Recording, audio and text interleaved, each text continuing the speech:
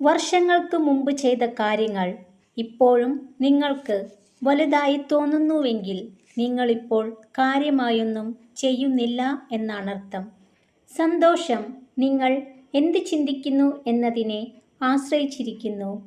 മറ്റുള്ളവർ എന്താണ് ചെയ്യുന്നതെന്ന് നിങ്ങൾ ശ്രദ്ധിക്കാതിരിക്കുമ്പോൾ ജീവിതത്തിൽ എല്ലാം എളുപ്പമാകുന്നു. വന്ന വഴിയും സ്നേഹിച്ച മനുഷ്യരെയും മറക്കാതിരിക്കുക. ജീവിതത്തിലെ ഏറ്റവും വലിയ ഒറ്റപ്പെടൽ കൂടെ ആരും ഇല്ലാഞ്ഞിട്ടല്ല, എല്ലാം എന്ന് കരുതിയവരുടെ മനസ്സിൽ നിങ്ങൾക്ക് യാതൊരു സ്ഥാനവുമില്ലെന്ന് തിരിച്ചറിയുമ്പോഴാണ്.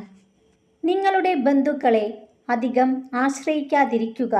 കാരണം മറ്റുള്ളവരിൽ നിന്ന് എന്തെങ്കിലും പ്രതീക്ഷിക്കുന്നത് നിങ്ങളെ അവരുടെ ആശ്രിതരും ദുർബലരുമാക്കുന്നു. സ്നേഹിച്ചു പിരിഞ്ഞവർക്ക് ഒരിക്കലും നല്ല സുഹൃത്തുക്കളാകാൻ കഴിയില്ല. കാരണം അവർ പരസ്പരം വേദനിപ്പിച്ചവരാണ്. അവർക്ക് ശത്രുക്കളാകാനും കഴിയില്ല. കാരണം ഒരിക്കലവർ പരസ്പരം സ്നേഹിച്ചിരുന്നു.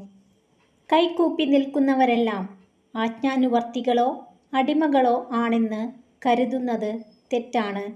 കാര്യം കാണുന്നതിനോ കലഹം ഒഴിവാക്കുന്നതിനോ ഉള്ള താൽക്കാലിക തന്ത്രം മാത്രമായിരിക്കുമത്.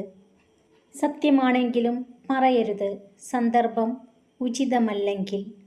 കഷ്ടപ്പാടുകൾ ആവശ്യമാണ്, എങ്കിലേ നേട്ടങ്ങൾ ആസ്വദിക്കാനാവൂ.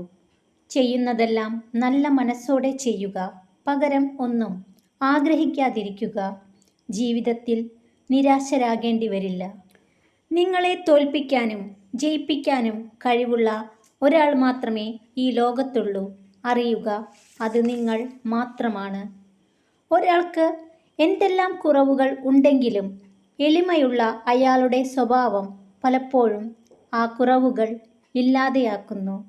ഒരാളുടെ വിജയത്തിന് മധുരം നിശ്ചയിക്കുന്നത് അയാളുടെ പരാജയങ്ങളാണ്.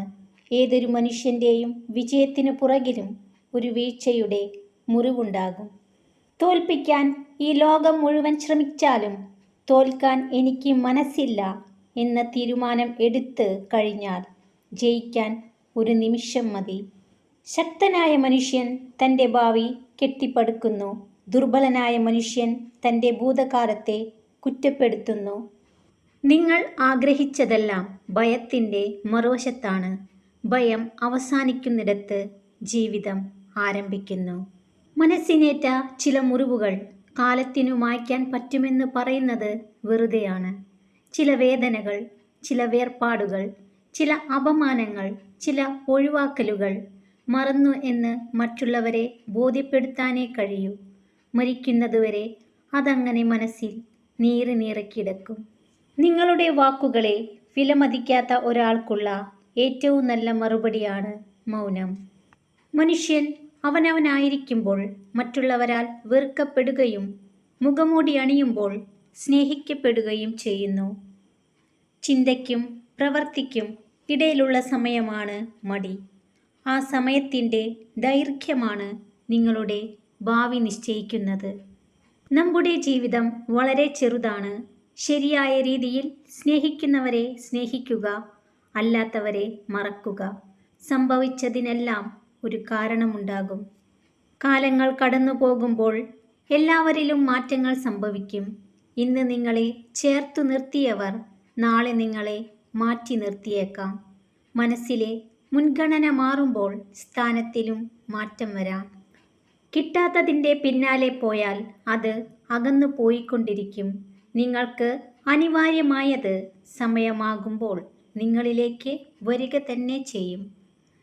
പശ്ചാത്തപിച്ചുകൊണ്ട് ഭൂതകാലത്തെ മാറ്റാൻ കഴിയില്ല. ആശങ്കപ്പെടുന്നത് കൊണ്ട് ഭാവിയെ മെച്ചപ്പെടുത്താനും കഴിയില്ല. അതിനാൽ വർത്തമാനകാലം ആസ്വദിക്കുന്നതാണ് ജീവിതത്തിൻ്റെ ഭംഗി. ഒരാളെ ചതിക്കുക എന്നത് ഒരു കടം വാങ്ങൽ തന്നെയാണ്.